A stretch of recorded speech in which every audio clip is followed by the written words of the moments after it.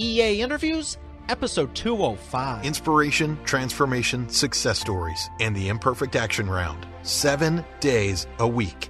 Join Mario Ficini for today's Expert Authority Effect interview. Do you like delicious food? Do you love increasing sales? Because I am excited to have Chelsea Martin, the co-owner of Nom's Bake Shop here.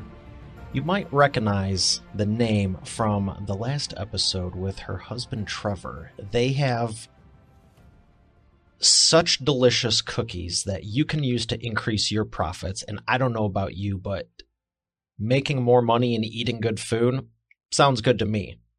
And if you want some real fun, you can even check out the unboxing video where they were kind enough to send me one of their custom boxes, and I dove the heck into it, and it was phenomenal. But I want to dive right in. I'm going to bring her up right after we thank our sponsor, Chelsea Martin. Every business needs a book, including yours. Visit freebusinessbookpublishingcourse.com today to learn the 7 steps to publish and promote your nonfiction lead and profit-generating business book in 8 weeks. Once again, that's freebusinessbookpublishingcourse.com. Here she is, ladies and gentlemen, the lovely Chelsea Martin. Chelsea, how are you feeling today? I'm doing awesome. Thank you for having me. I'm excited to learn your perspective on your company. It was great talking with your husband, Trevor, but I want to know a little bit more about your backstory and your perspective on it, because you guys are up to some sweet things, if you will. Well, I did that. And I want to know, where did you get the idea from it? Oh, gosh. Well, my backstory is a little bit different, as you know, or as some of your listeners may have heard from Trevor, my husband. He grew up with these cookies in the household. His father, who was a retired computer programmer, or is one now, but at the time he would also, as kind of a side hobby, bake a lot. And they became well known in the neighborhoods and kind of in the community surrounding them as, you know, the cookie man, I guess, the guy that brought the delicious cookies to the lacrosse practice, or over the holidays to neighbors for the baskets, or like holiday baskets and things like that. So Trevor, my husband, and his 2 sisters, Allison and Andy, they all grew up with these cookies around them. And I kind of make a joke about it because I think that they lived a little bit in cookie denial as far as how good these cookies are, because they were so used to them. So they might have like a little bit of a cookie snob factor to them, but they didn't know how good they were. So, you know, flash forward quite a bit later, when my husband and I met, we were dating for a little bit, and he went on a family vacation with me, and his parents were kind enough to send a basket of baked goods and treats and everything along with us to give to my family. And they went nuts. I'm not sure how much Trevor gave you, but my family, or at least my parents, are entrepreneurs in the Valley in Phoenix and have been for several decades. So they are, I kind of make a joke that they're kind of like 1, 2, 6 as far as world domination. They go from A to Z real quick. And so they, you know, had, I want to say seriously, a bite of one of the, treats. And they were like, you need to sell them. His dad needs to sell them. He needs to get out there, and you need to be doing this. You can go sell somewhere in the Valley or start a business. And that's just the way that they think. And it was very sweet at first, for lack of a better word. But we weren't necessarily ready to drag his father out of retirement quite yet. But they kept pushing about it. And Trevor came to a spot in his career where he did have a little bit more time now to devote to possibly building this out. So we sat down with his dad and kind of mapped out what this would look like. And it started very small, with him just selling in call centers in Phoenix, really just as kind of for fun, like once a week, going with a table with, you know, cookies packaged, and going to farmers markets and getting to get out of the house and chat with people. And then it grew a little bit to doing pre-ordering of holiday baskets and things like that. And as Trevor stepped in, he has a very entrepreneurial spirit about him. He is the same way, where he goes in and he loves looking at businesses, and he kind of has that just thing in his blood about wanting to build things and fix things. And so he stepped in with his father and started mapping out what it would look like to really scale this up. Simultaneously, we were outgrowing the home kitchen, and there's certain laws associated with that in regards to shipping if you're under cottage law. And so once we started Why to, don't you elaborate on that? Because I've heard of it, but I'm not sure everyone knows all about it. What's your limit? So if someone wants to start a business in food services, how far can you grow before you need to do something different? well, I think it's dependent on a couple of different factors, whether that's employee numbers, and I can't speak to that off the top of my head only because we actually still had a very small number of employees. But That's it good. is, yeah. And it was, I mean, we still are kind of small, but at the time it was really, 6 people, 5 people, because it was his father, him, his sister, me, and a couple of people. And that's So I wanted to touch on that too, because a lot yeah. of people think I know in Metro Detroit with the big three car auto manufacturers, there's big buildings downtown, just like most major cities. But I remember when I started, I started a business. I started a business. And this is back in 2002, 2004, 5, 6, and 8. Everyone always goes, when did you start your business? I'm like, which time? But I went full time in '08. And, I was really excited. I went all in and, I'm doing this. This is what I'm doing for the rest of my life. And they're like, well, where's your building at?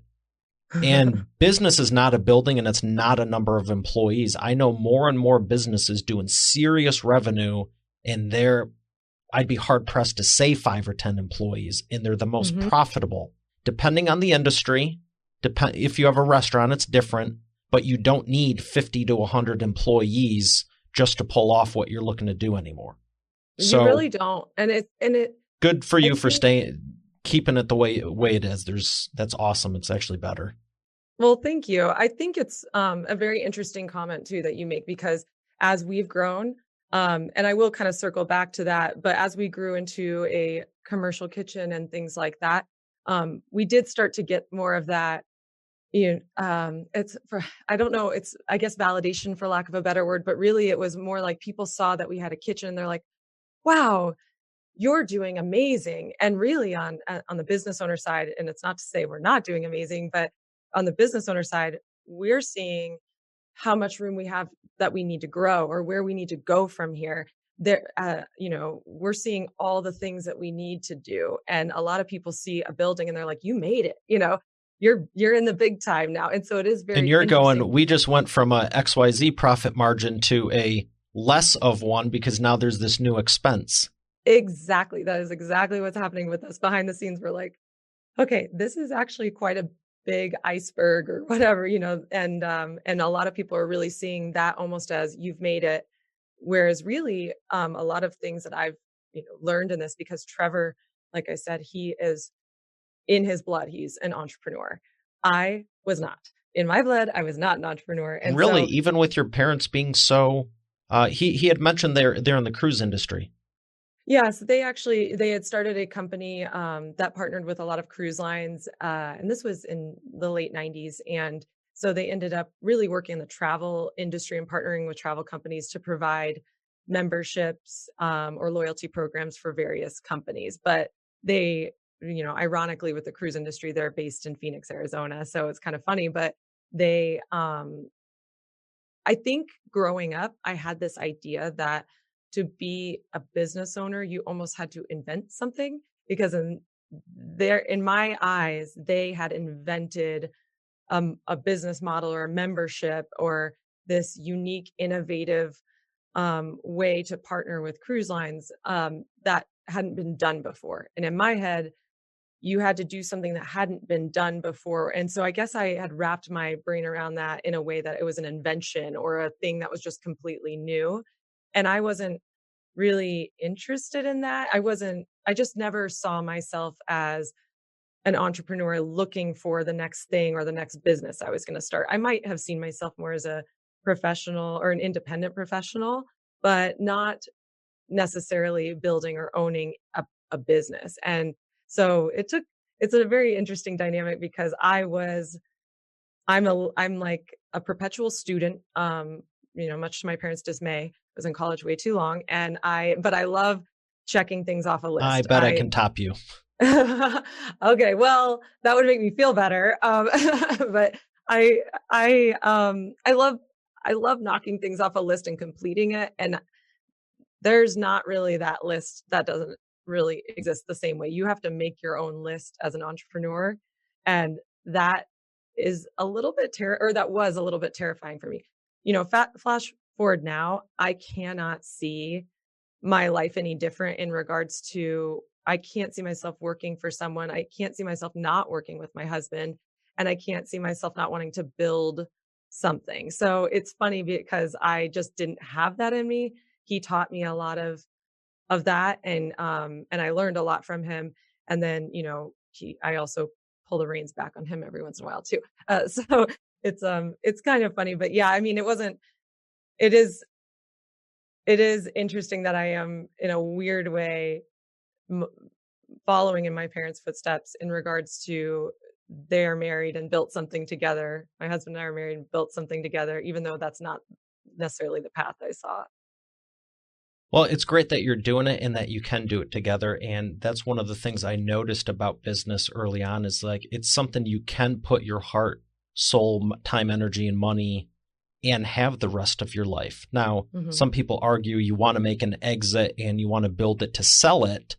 But the reality is you do, because you want the business to be at a level that it's sellable, but you doesn't mean you have to sell it. It just means you structured it in a way where it's desirable by someone other than you. When you're the linchpin, you don't have a business, it's you. You can be self-employed, you're an entrepreneur, you're entrepreneurial, but you can't sell it. And that's a big issue that a lot of people have. When you're taking an asset, even where you have it right now, I have no doubt with the systems, and I got to ask you about the packaging, but with the systems and stuff you already have in place and the packaging and all this stuff, if you wanted to, it's already desirable. It doesn't require you or Trevor to be doing it doesn't fall only on the two of you. You could tell everyone all the secrets, the whole process, and someone could take it over. That's where most people don't get their business, because they do whatever, and I don't want to pigeonhole any industries, but I'll pigeonhole one, web design, because it's where I started with. And it's what also led me to want to develop my own software to that point of being an inventor. I was still entrepreneurial, but, I wanted to invent. I didn't want to invent things. Well, there's actually a lot of ideas I've had. It's just that when I see a problem, I automatically create solutions. But the web design, there's so many people say I'm a web designer, but the whole business falls on them. And when I'm coaching people, you have to reframe to I'm the CEO of a web design company, which means you could have 10 or 20 other people doing the web design, whether you're doing it or not. There's a big difference there. Right. And I think a lot of people confuse entrepreneurial with self-employed. And there's people like, oh, have you ever thought of a simple question? Have you ever thought about starting your own business? Oh, I don't want to run a corporation. I never ever asked you if you want to run a corporation. I asked if you want to start your own business. You complain about your job every day. It seems logical. I didn't think that was too intimate of a question, if you will. It seems kind of common sense to me. So I've been on both sides of it too, and you're definitely in the right spot now. So what were you doing before, and what was the transition to go full throttle into this? What I was doing before was not related to cookies in any way, shape, or form other than eating them. I actually, right before I met my husband, I lived in LA at the time. I just finished grad school, and I had gone to grad school for a couple years, and I had a vast array of careers. From obviously being a student, I also worked at the coroner's office on cases, which is not related to cookies in any way. And I also ended up shifting and moving into teaching. One of the things that I really love is writing, and one of my degrees is in English and writing. So I ended up getting a master's in education and teaching a little bit. And I met my husband while I lived in LA. So I actually ended up moving back to Phoenix, and kind of dropping everything there. Well, not dropping any students, don't worry. It was in the summer. But I ended up moving back to Phoenix. And so when I did move back, I moved back into a marketing role in corporate marketing, which was at my parents' company. And that was something I was very familiar with. My mother headed up most of the marketing in their company. So I learned a lot from her in general, under kind of just her being my mom. And then I had worked part-time on and off throughout college with her. And so I just kind of shifted into that role temporarily. And as NOM started to grow, they ended up having a need for just another person. So we had kind of a come to Jesus meeting, and Trevor said, I think we need you. And that was a big moment for me, because even though it sounds kind of silly because you're ultimately at the end of the day working for your parents, it was a moment of, wow, I'm about to it felt like walking the plank a little bit, where you were like, I'm about to walk away from this very familiar role. And to be honest, it was safe and easy. Secure. Yeah. And it's a paycheck that is coming every week as long as I do the thing. And then I'm going into nothing, and it's not written, and there's no list. They're like, figure it out, and so that was exciting, but really, really terrifying for me. So I did have quite a bit of a strange background getting here, but ultimately it's still marketing. And I was really excited because it is something that is fun and resonates with me. It's really cool to be part of a family company, different family company, but still my family, family company, and building something together. And then ultimately marketing, it is different, between companies, but it's about a human connection, and it's about, finding your target audience and really trying to connect and make a message resonate with them, or find a solution to their problem. And that's what we're doing. It's just with a new company. And this time it's, mine. So it's very exciting. Excellent. Well, I appreciate you for sharing that. We're going to thank our sponsor real quick and come back for more.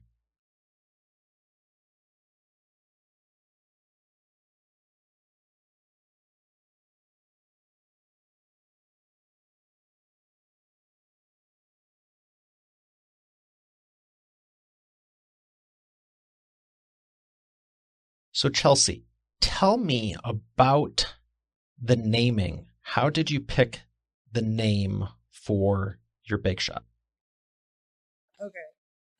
Have you heard this story before? I have not. Okay. And there was a few questions I wanted to make sure I asked. One of them was about the packaging, and one of them was about the name, because I know it's Nom's Bake Shop, but when you get the package, and everyone listening, you should, it says something else LLC.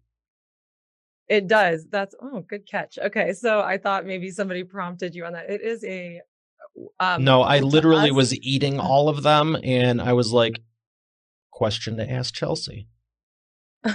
Well, okay. So, like I had said before, this was kind of just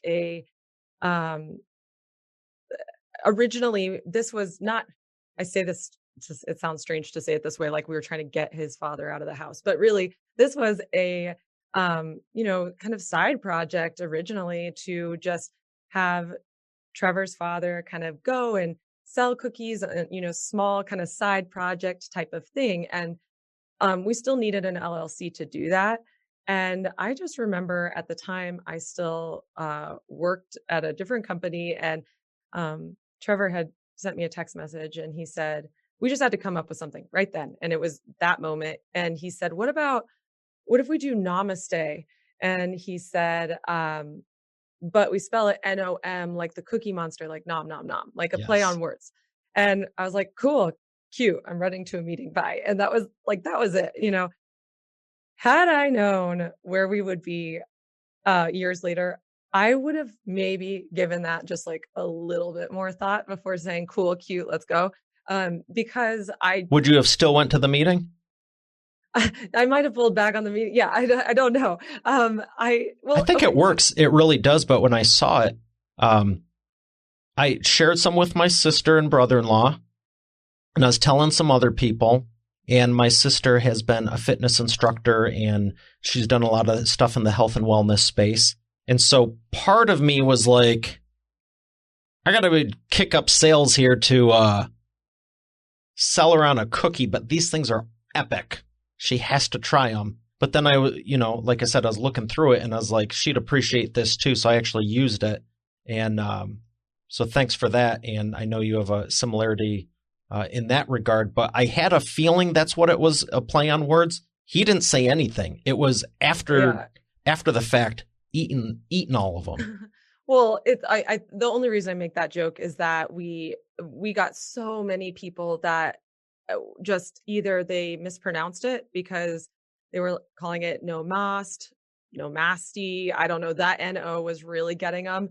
And then they thought we misspelled namaste. So that was also a problem, especially somebody that English is a big part of her life. It was a little bit challenging to have to think that people thought we couldn't spell. And then the final thing is they did think we were healthy.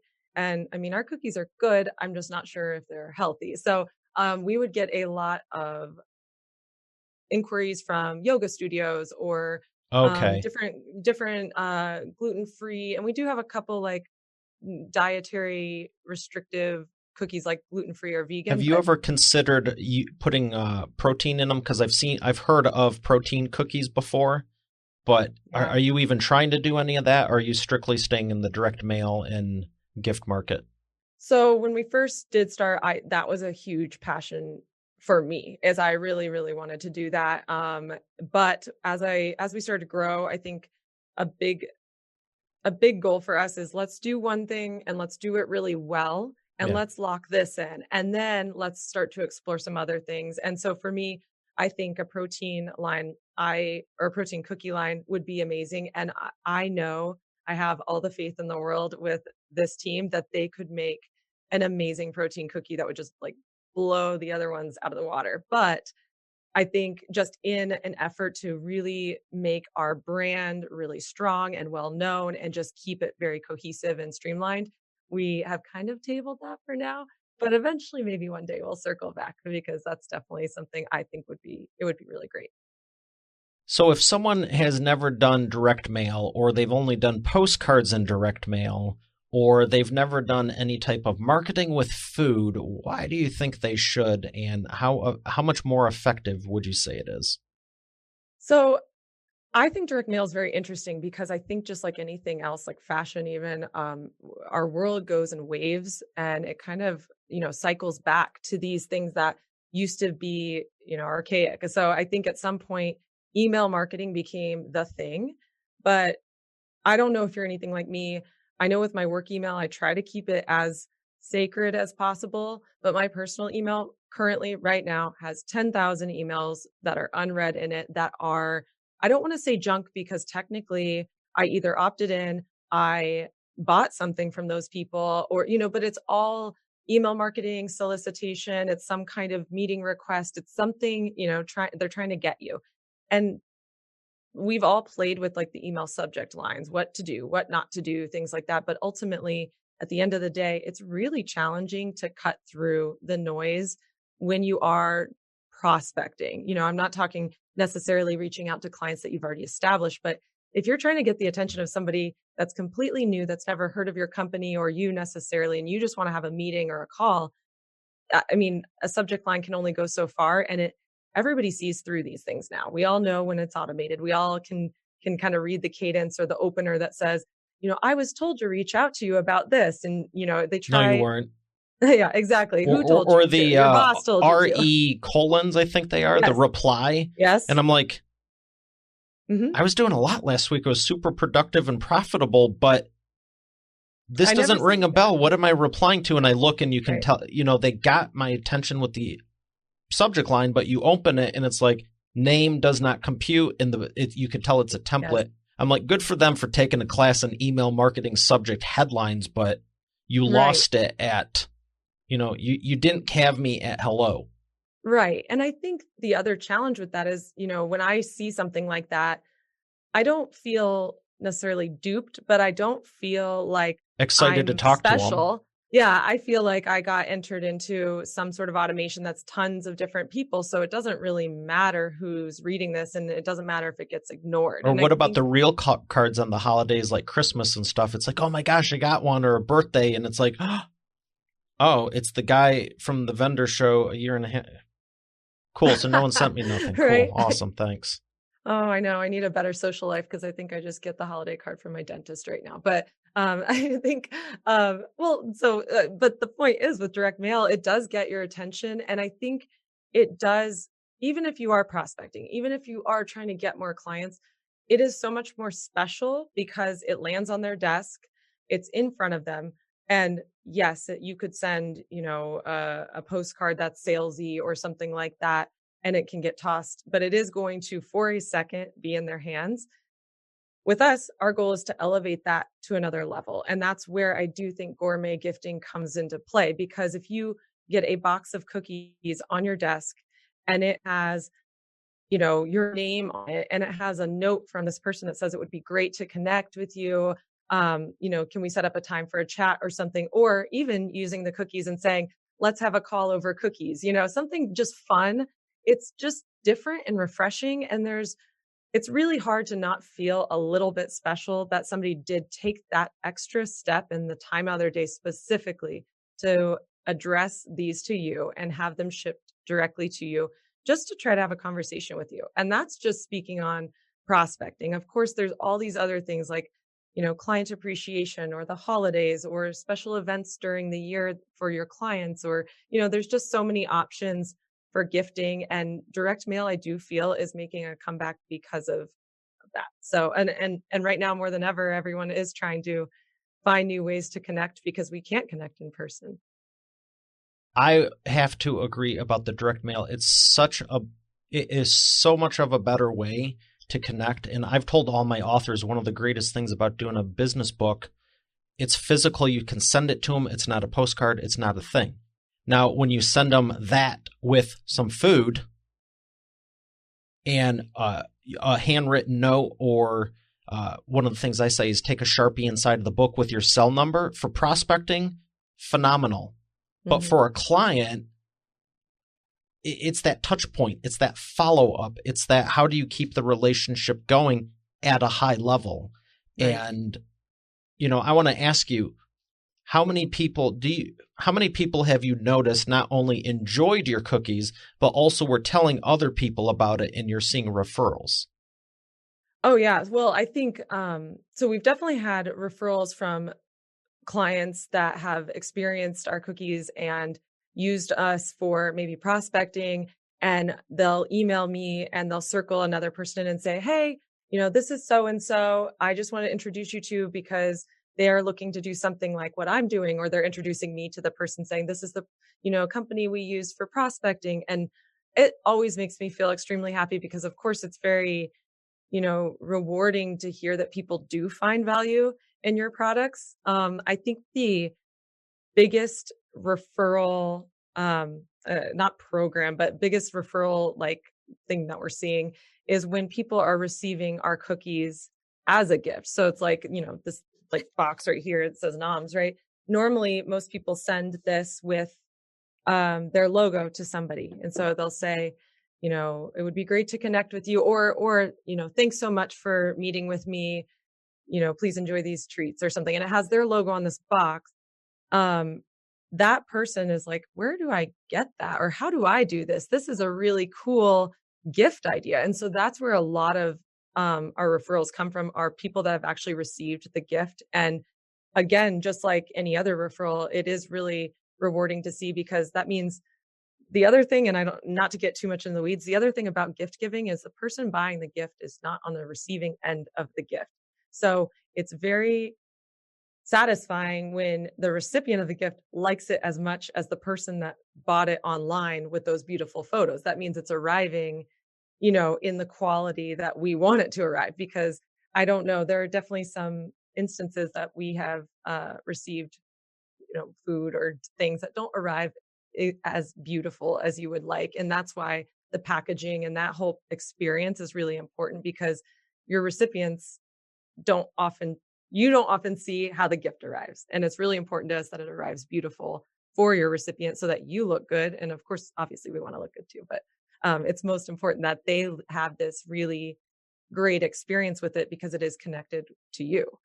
So I can attest to that because when I opened mine, and I had fun shooting the unboxing video because they were delicious. And the revelation I had, I was like, okay, I'm going to cut this short because I'm going to enjoy eating these. And then I don't need to turn the camera off to enjoy them. And I did. But what was cool is you had my logo on the top of it and everything.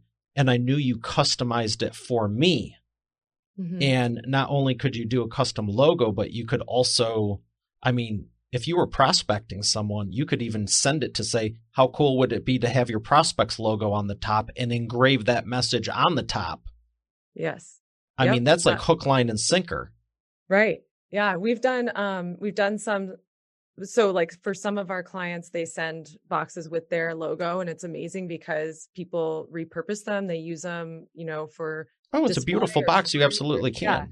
But the other great thing is it leaves a huge impact if you also are trying to get somebody's attention, if you send them something with their logo on it or their name, because people love seeing their logo as well. So, there are so many different ways that you can customize our gifts. And like you said, we have lasers in-house. We do all of our customization in-house. And that means that whether it's one box or 1,000 boxes, they can all have different names on them with the same logo. They can have the same picture on all. It can be modified however you want, and it's easy to do and very quick. So that's, a big part of our gift giving is that we want it to stand out. We want it to be seamless and, not excruciating where you have to order it 3 weeks in advance to get customization, or there's, that kind of lead time. We want you to be able to have a meeting with somebody and have a really great,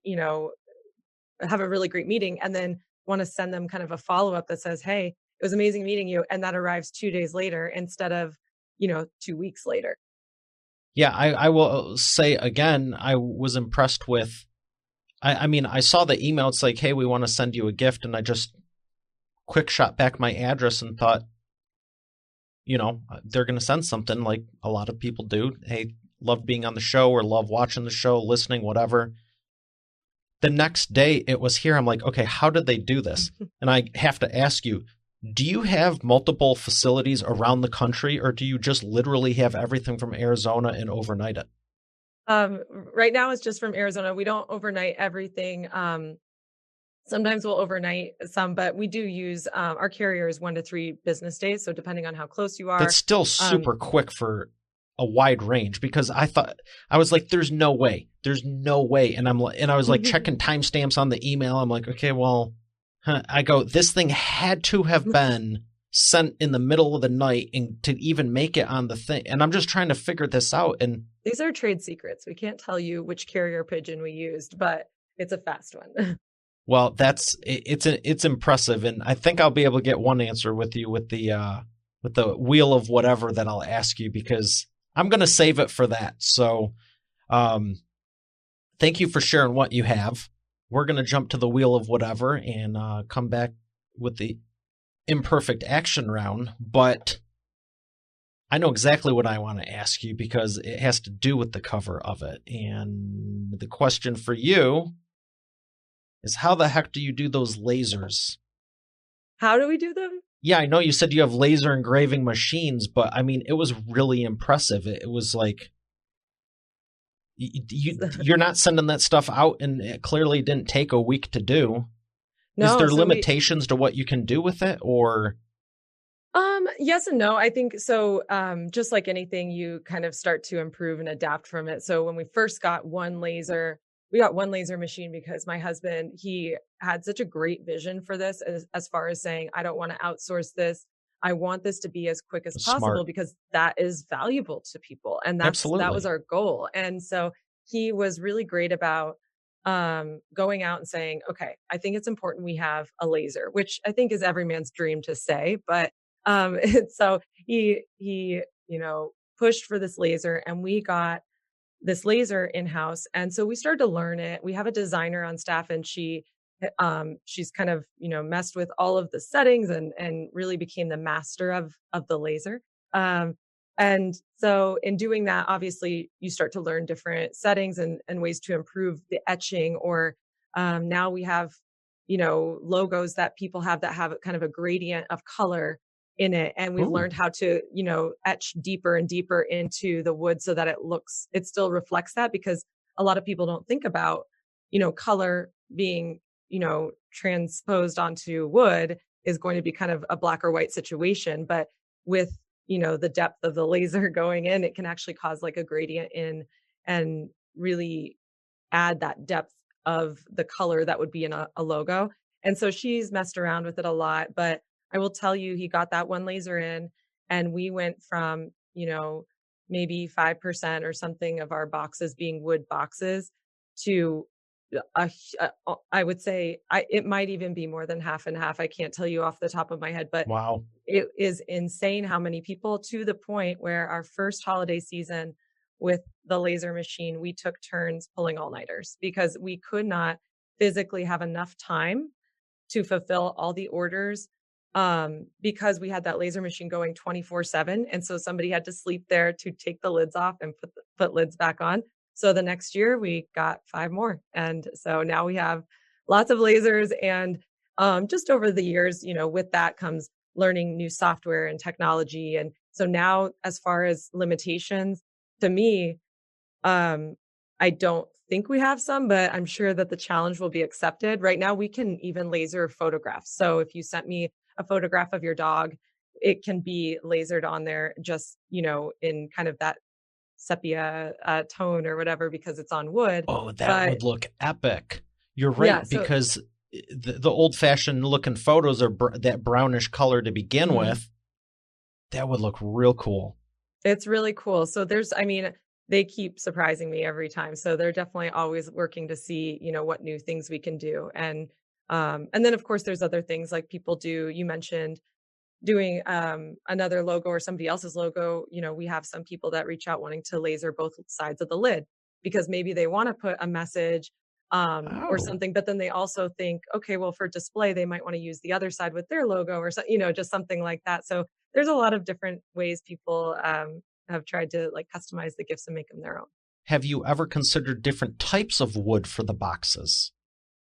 Yes. When we first, it was all a lot of trial and error. So the first time we got these, actually the lids that we had for our boxes wouldn't etch properly. It was not working, whatever the mix of the wood was, which that would be our facilities department. He is the master of knowing all of the materials, but it was not etching. So we actually had to go back to the drawing board, get completely new.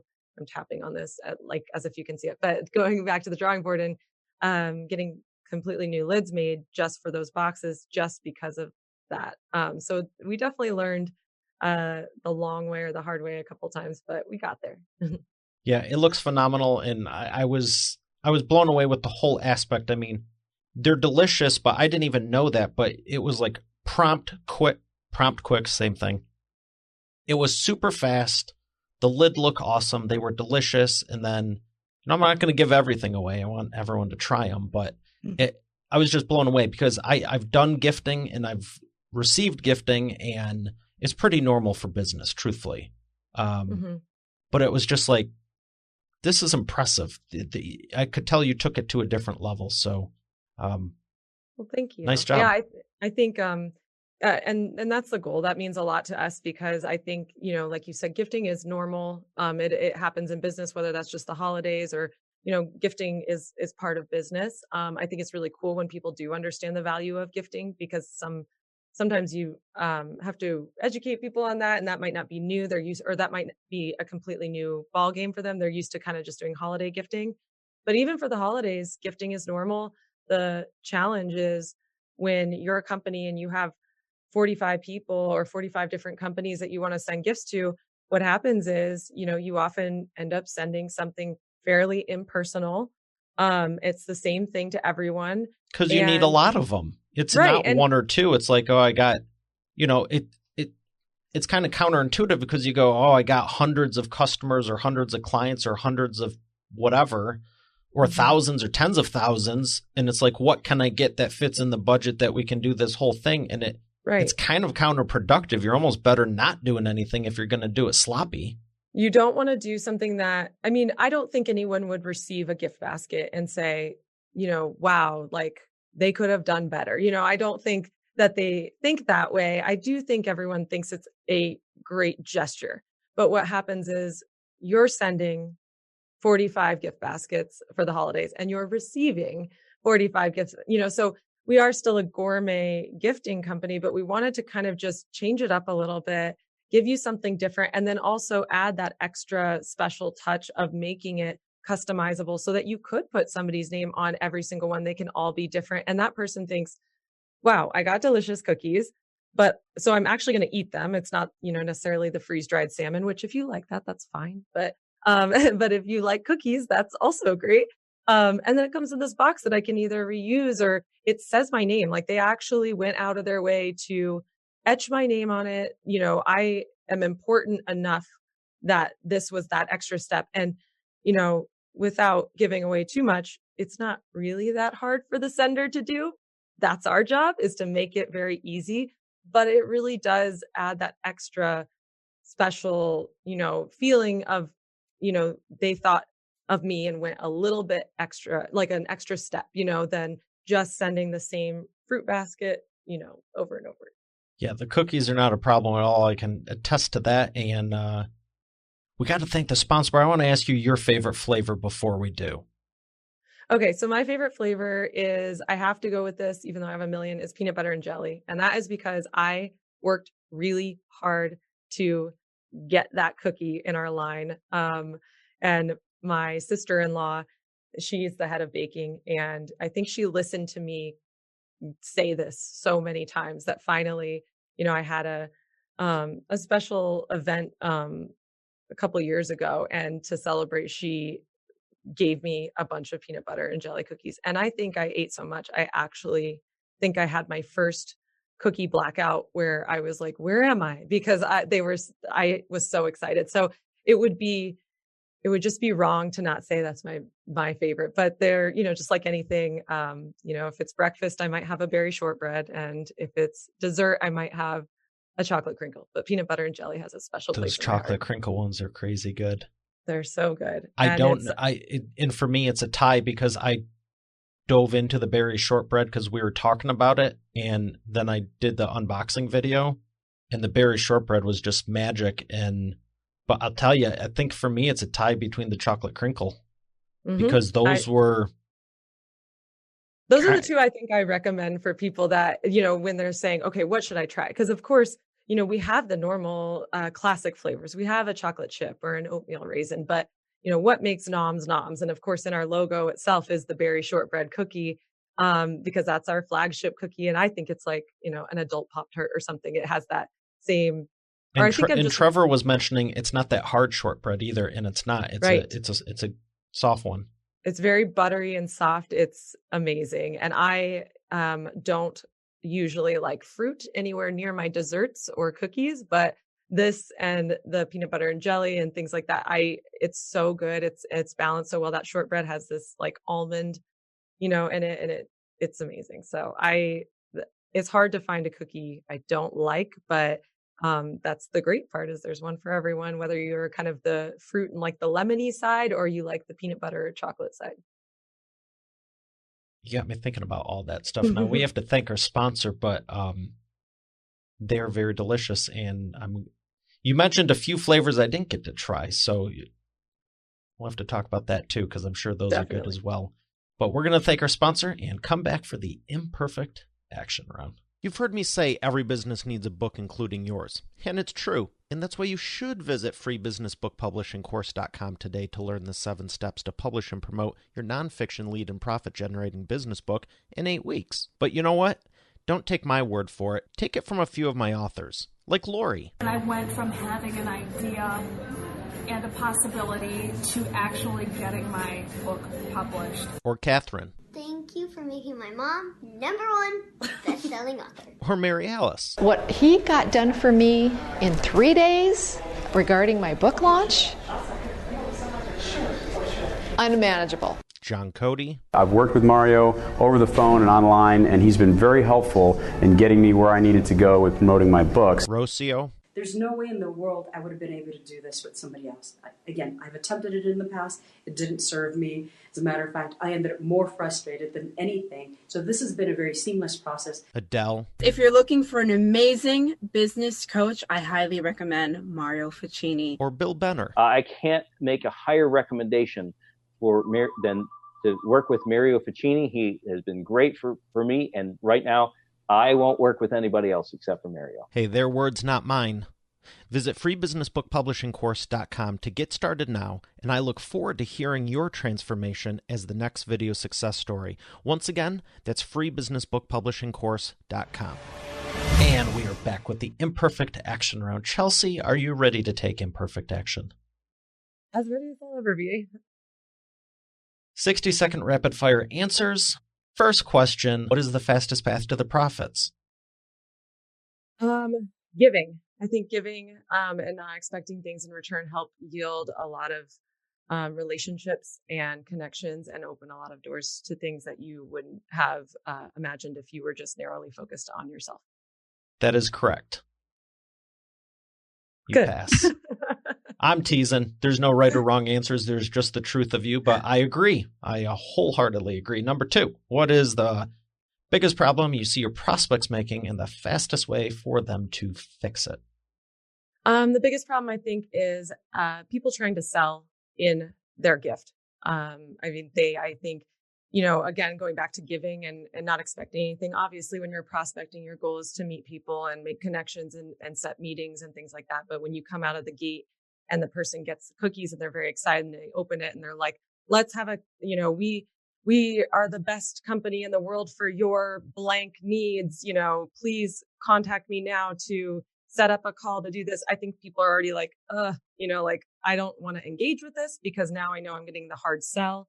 And so I think, the way to adjust that is just saying, hoping to sweeten your day, like let's connect soon or something like that, that just really is a little bit more reserved. And yeah. I like that. I totally get what you mean with we need to connect now. Can I at least enjoy the treat first? Right. And you don't want to feel guilty for it too. Like, wow, this is incredible. Mm-hmm. But if I take it now, am I complicit? I don't know. Mm-hmm. Yeah, exactly. Number 3, what is the best way to maximize customer lifetime value? I think for us, at least I've felt that it's being authentic. It is being personable and really being there for your clients, including if there are mistakes. And I like to say that we don't make mistakes, but I think any company with a lot of clients, sometimes, there are hiccups along the way. And I think that I've found a lot of times with our clients, if there's any sort of mistake or a delay, for instance, in delivery, reaching out to them and saying, hey, here's what's going on. Here are solutions, or just owning it, I think is really important. And I think a lot of people try to almost sweep that under the rug and pretend like you don't make mistakes. But I think owning that and being accountable, it brings that human element to your customer saying, we care about you. We're going to make this right. Yeah. And I think that helps provide lifetime value than being kind of that corporate machine.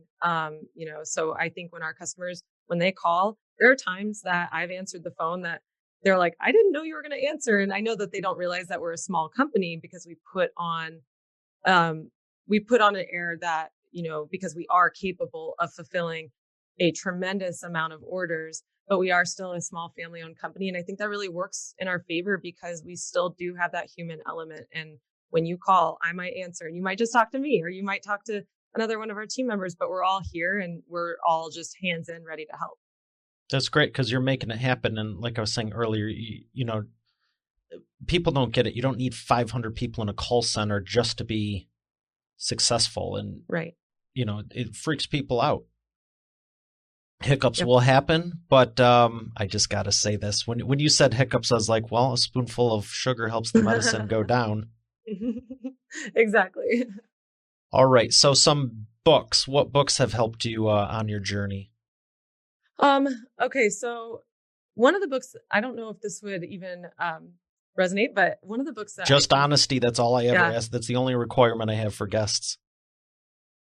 I read a book called Big Magic by Elizabeth Gilbert. I don't know if you've read it, but it is a lot about creativity, which I think for me, why it resonated so much was it talked a lot about fear getting in the way of you actually taking action with things. And, coming from a place where I was saying that I am not naturally just an entrepreneur or at least, it didn't feel like I was hardwired that way. A lot of times I would find myself saying, what are all the reasons that something couldn't work? And I think that is important to think of when you're filming or you're making a game plan. But I sometimes would let fear stop me. And that book was really powerful in explaining how fear can actually live inside you, but still you can accept it and acknowledge you have it and then move forward with it. And that has helped me a lot with growth and in business tremendously, because it's also new and everything it feels like sometimes you'll look at another company or another person or another business owner and be like, wow, you have it all together. And it just seems like, do I not have it together? Or, and I think I started to learn through that too, that it's okay to say, I'm not sure. As long as I'm working towards my goal and as long as I'm honest with myself, authentic with people, I'm only going to grow from there, even if you're, fearful. But that book really helped me kind of navigate that and accept that. Excellent. Well, I have heard of it. I haven't read it yet, but I appreciate the recommendation. Where would you like people to learn more? So our website is getnoms.com. That's GETN as in Nancy, OM as in Mary, S.com. So not mother, not get moms, but getnoms.com is our website. That's where you can go and kind of see all of our products. You can even customize gift boxes for yourself, drop your logo on there, things like that. We're also on Instagram and Facebook. Our Instagram is this same as our URL. So just at getnoms. And there you can kind of find some more behind the scenes footage, some meet the team posts, things like that, and kind of interact with us on a day-to-day basis. Well, I appreciate you for sharing. It has been a pleasure, and thank you for giving us the other side of the story. It was great with Trevor, but loving what you're doing with the company and the people you're helping, and congrats on your success. Thank you so much. Thanks for having me. It was really fun. Well, Expert Authority World, we have another great episode here today. I'll see you tomorrow. Have a great day. God bless. You're already the expert, but have you transformed your expertise into a tangible asset that will generate and qualify leads while increasing profit for you 24/7? And if so, how well are you promoting it? With the Expert Authority Effect publishing method, it's easier and faster than ever. Visit freebusinessbookpublishingcourse.com today to learn the 7 steps to publish and promote your nonfiction lead and profit-generating business book in 8 weeks. Visit freebusinessbookpublishingcourse.com to get started now. Once again, that's freebusinessbookpublishingcourse.com. Hey, thanks for listening to today's episode. I hope you got a lot out of it. I know I sure did. If you haven't done so already, I invite you to subscribe to the show. And also be sure to check out eainterviews.com for complete show notes, the full interview video experience, links to the resources we mentioned, and more. Have a blessed day, and I'll see you tomorrow.